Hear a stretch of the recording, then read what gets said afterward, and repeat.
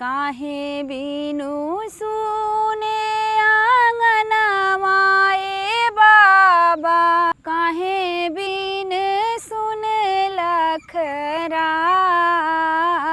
जी, काहे बिन सुन दुअरवा ए बाबा, काहे बिन पोखरा तोहार जी। धिया बिनु सुने आंगनवा ए बेटी, कोयलर बिन सुन लखराओ जी, पुत बिन सुन दुअरवा ए बेटी, हंसा बिनु पोखरा हमार जी, हंसा बिनु पोखरा हमार जी। कैसे का सोहे आंगनवा ए बाबा, कैसे का सोहे लखराओ जी, कैसे का सोहे दुअरवा ए बाबा, कैसे के पोखरा तोहार जी।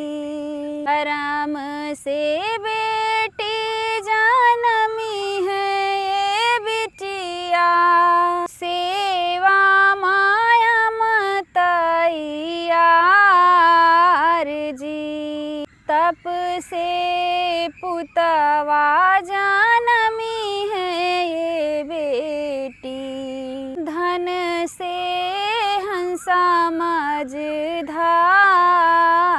जी, धन से हंसा मझधार जी।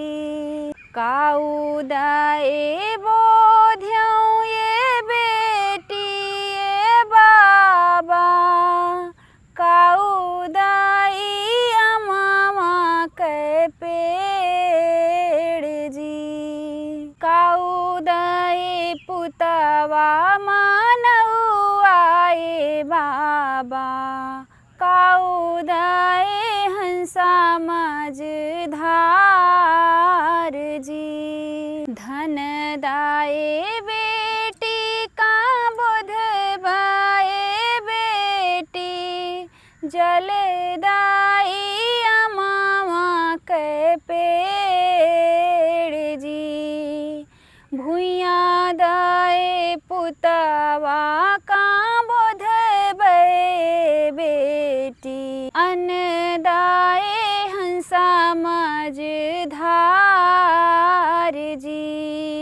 काऊ देखी मोहे जाने वसवाए बाबा, काऊ देखी रसना तोहार जी, काऊ देखी ही आज उड़ई है ये बाबा, काऊ देखी हंसा मझधार जी, काऊ देखी नैना तोहार जी, काऊ देखी नैना तोहार जी।